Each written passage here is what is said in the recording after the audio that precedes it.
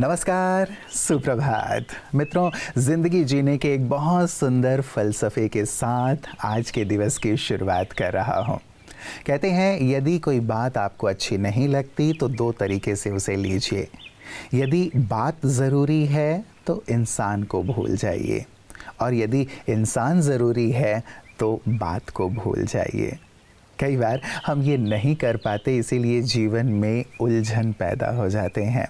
बहुत सारी चीज़ें हम अपने अंदर भर के जी रहे होते हैं, उन्हीं का चिंतन चल रहा होता है और वही हमारी मनोस्थिति को या तो सुखदायी कर रहे होते हैं या दुखदायी कर रहे होते हैं। इस फ़लसफ़े पर ज़रूर विचार कीजिएगा कि जो ज़रूरी है उसे हम पकड़ कर के रखें, उसे महत्व दें, तवज्जो दें, तो सचमुच जीवन उन्नति की ओर बढ़ता चला जाएगा। और यही हमारी मंगल कामना रहती है कि आप कहीं भी उलझे ना, कहीं भी फंसे ना, लेकिन जीवन में खुशहाली पूर्वक आगे से आगे बढ़ते रहें। तो आइए आपकी उत्तरोत्तर उन्नति की कामना के साथ चलते हैं आज के सुवाक्य की ओर।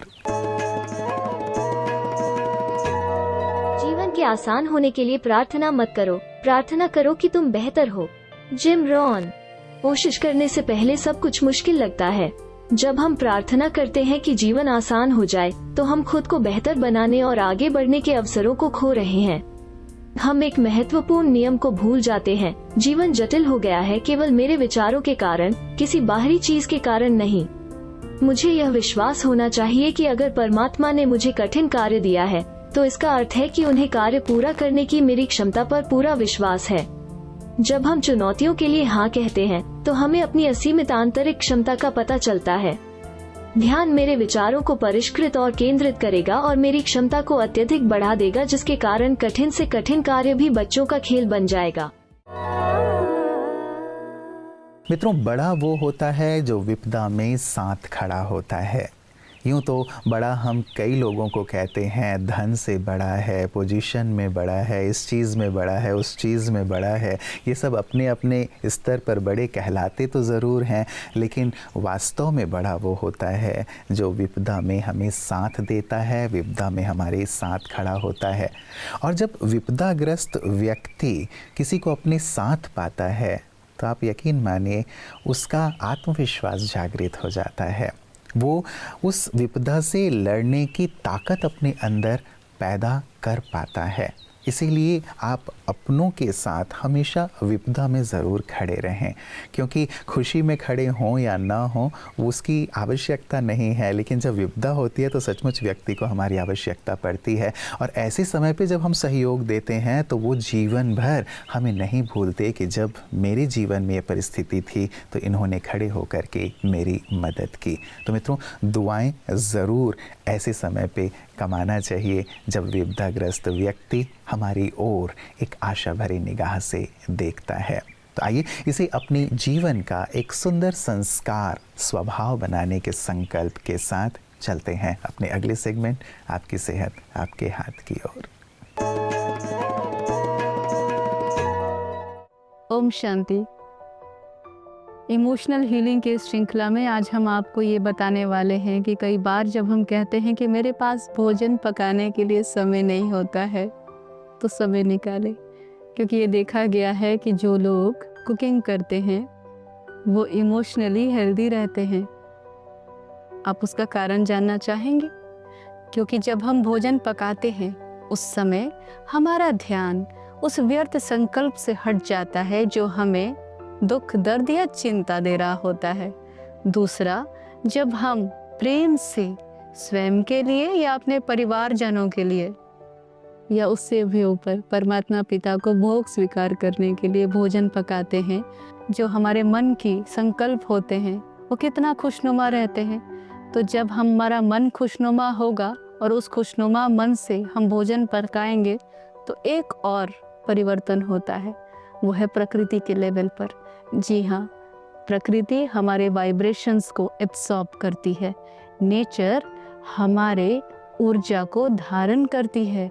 तो जब हम खुश होकर के भोजन पकाते हैं प्रेम पूर्वक और उस भोजन को परमात्मा पिता को स्वीकार कराते हैं, और जब उस भोजन को हम प्रेम से माइंडफुल ईटिंग में स्वीकार करते हैं तो हमारी भावनाएं सकारात्मक होती हैं।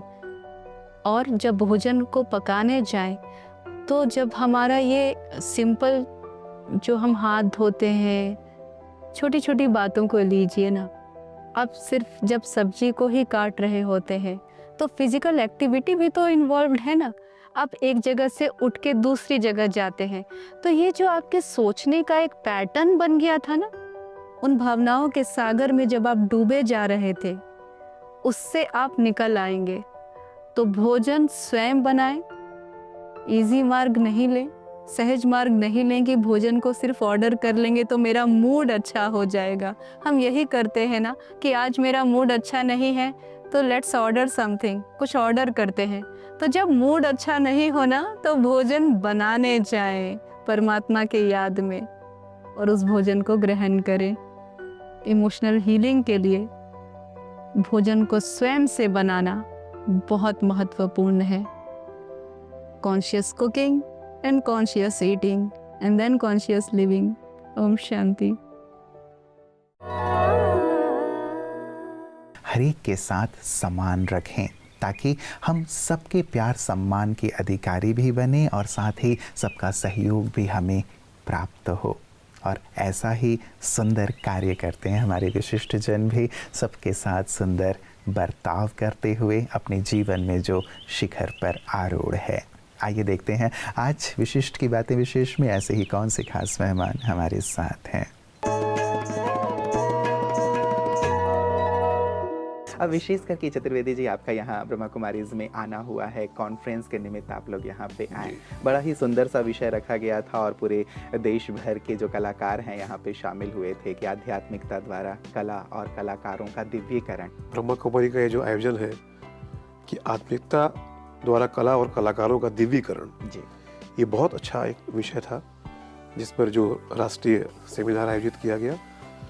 और मैं अपने आप को बहुत सौभाग्यशाली समझता हूँ कि मैं इसमें सम्मिलित हुआ, मुझे सम्मिलित होने का अवसर दिया गया। मैं प्रजापिता ईश्वरीय विश्वविद्यालय ब्रह्मा कुमारी का बहुत बहुत आभारी हूँ कि मुझे इस लायक समझा और यहाँ पर आमंत्रित किया। जहाँ तक रही हम लोगों के अनुभवों की बात, हम लोग हर जगह जाते हैं, प्रोग्राम्स करते हैं, लेकिन यहाँ पे आने के बाद जैसे हमने उस परिवेश में प्रवेश किया, हमारी विचारधारा के अंदर एक अपने आप एक परिवर्तन आया और हमको लगा कि नहीं, हम यहाँ एक कलाकार नहीं हैं, हम एक परिवार के सदस्य हैं। और वही विचारों को लेके हमने अपनी कला का प्रस्तुतिकरण दिया। और जब मैंने भजन वहाँ पर गाया तो जनता ने इतना सराहा, उन्होंने इतना मतलब उस प्रस्तुति को मेरे अपना आशीर्वाद दिया, तो मुझे लगा कि नहीं, मैं यूँ तो गाता ही हूँ, लेकिन परिवार के बीच गाना और उनकी वाहवाही लेना और उनकी प्रशंसा लेना, ये एक अपने आप में एक बहुत अच्छी अनुभूति रही हम लोगों की। तो बहुत अच्छा लगा। और जहाँ तक रही आध्यात्म की बात, तो मेरा ये मानना है, मेरी अपनी एक व्यक्तिगत सोच है कि जो भी गायक है, चाहे वो किसी भी क्षेत्र का हो, भजन का हो, गजल का हो, गीत का हो, जब तक उसके जीवन में आध्यात्म नहीं जुड़ेगा, वो दिल से गाना नहीं गा पाएगा। क्योंकि गायकी 3 जगह से होती है, एक तो पेट से, एक गले से और एक मुंह से। और इन तीनों का जब समावेश होता है तब वो गायक अच्छा कहलाता है। और जब आपको जनता से संवाद कायम करना है तो उसके लिए आपको आध्यात्म की ओर जाना पड़ेगा। और जब स्वयं आप उसमें डूबेंगे और आपको लगेगा कि मैं अच्छा गा रहा हूँ, तो जनता उसे अपने आप सराहेगी, आपको आशीर्वाद देगी। इसलिए मैं समझता हूँ कि संगीत में, कला या कलाकारों में आध्यात्म का होना बहुत बहुत आवश्यक है। और इस विषय को जो आप लोगों ने चुना, ब्रह्मा कुमारी ने, ये बहुत ही अच्छा विषय रहा। और जितने भी कलाकार वहाँ पे पहुँचे इस सेमिनार में, वो निश्चित ही लाभान्वित हुए और होंगे। मित्रों, वास्तविक सुंदरता चेहरे में नहीं लेकिन हमारी सोच में होती है, हमारे चरित्र में, हमारे बोल और हमारे व्यवहार में होती है, जिसे हम कहते हैं आंतरिक सुंदरता। वास्तव में बाह्य सुंदरता से कहीं ज़्यादा श्रेष्ठ है आंतरिक सौंदर्य, मन का सौंदर्य, आत्मा का सौंदर्य। यदि अंदर से हम सुंदर होते हैं तो बाहरी सुंदरता मायने नहीं रखती। अंदर की सुंदरता हमें लोकप्रिय बना देती है, प्रभु प्रिय बना देती है और संसार में हर स्थान पर हमें सफलता भी दिलाती है। हर दिल की उम्मीद हम पूरा करेंगे, हर कदम आगे बढ़ते रहेंगे। और आज मैं आपको कंसंट्रेशन क्या है ये मैं बताता हूं। बच्चों, पुराने जमाने में जब टेप रिकॉर्डर होता था ना, तो उसको अगर हमें रिकॉर्ड करना होता ना, 2 बटन को एक साथ हम लोग यूज करते थे। पेरेंट्स यहां जो बैठे हैं वो जानते होंगे वो 2 बटन कौन सा था, प्ले एंड रिकॉर्ड। और जब हम एक साथ उसको प्रेस करते थे तो वो रिकॉर्डिंग हो जाती थी। आज के जमाने में उसको कॉपी पेस्ट कहते हैं। तो उसी तरह हमने देखा हमारे एक सूक्ष्म शक्ति है जिसको हम लोग मन कहते हैं। मन का काम है विचार करना, संकल्प करना, राइट। और हमने ये भी देखा कि मन की एक भाषा है और मन की भाषा है चित्र निर्माण करना। तो एकाग्रता अर्थात जब भी कोई संकल्प आए और हमारा मन उसका चित्र बनाता है, कितना समय तक हम मन के द्वारा उस चित्र को देख सकते हैं, that is called as concentration, right. Simple भाषा में जब ऑडियो और वीडियो साथ में काम करें, so your focus, your concentration is maximum. I will give you one small example. बच्चों, अगर मैं कहूंगा सुबह सुबह का सूर्योदय, अर्ली मॉर्निंग सनराइज, बताइए सुबह सुबह का सूर्योदय कौन सा रंग का होता है? यस। अब जो रंग आपने बताया ना, उस रंग से स्वामी सर को पता चल जाता है कि सुबह आप कितने बजे उठते हो। बट बेसिकली सुबह सुबह का सूर्योदय लाल रंग का होता है, रेड इन कलर। अब हम for 10 seconds let's understand this. मैं जैसे ही कहूंगा सुबह सुबह का सूर्योदय, कितने लोग सुबह का सूर्योदय देख सकते हो? हाथ उठाएं। यस, लेकिन सूर्योदय सामने तो नहीं है ना, तो कहां से देखेंगे आप? अपने मन के द्वारा, बाय क्रिएटिंग इमेजेस। तो हम फॉर द नेक्स्ट 10 सेकेंड्स यहां बैठकर आप देखिए, द अर्ली मॉर्निंग सनराइज, पहाड़ी के पीछे से वो सूर्योदय हो रहा है और वो red in colour. Keep on watching it. And बच्चों, सुबह का सूर्योदय आशा और विश्वास का प्रतीक है कि हम होंगे कामयाब। सभी बोलिए, हम होंगे कामयाब। मित्रों, जिन्हें आगे बढ़ना होता है वो लाख विपदाओं के बाद भी आगे बढ़ ही जाते हैं, और जिन्हें नहीं बढ़ना होता है वो लाख बहाने तलाश लेते हैं कि मुझे तो आज अच्छा नहीं लग रहा है, मेरी तबीयत ठीक नहीं है, मेरा मूड ठीक नहीं है, या आज मौसम ठीक नहीं है, ये ठीक हो जाए उसके बाद मैं ये कार्य करना शुरू करूँगा, कल कर लूँगा, परसों कर लूँगा, या ये व्यक्ति मेरे साथ हों, ये परिस्थिति मेरे साथ हो तब मैं ये कार्य कर लूँगा। अभी वो परिस्थितियाँ नहीं हैं, अभी मन नहीं कर रहा है, थोड़ा मन ठीक हो जाए। लाख लाख बहाने करके ऐसे व्यक्ति अपनी सफलता को दूर कर देते हैं। मित्रों, कभी देखा है आपने छोटे बच्चे को कि ठंड के कारण वो पढ़ाई पढ़ने नहीं जा रहा है? वो विद्यार्थी जो छोटा सा है बहुत ठंड में भी पढ़ने के लिए निकल जाता है। बारिश हो रही है तब भी वो परीक्षा देने के लिए चला जाता है।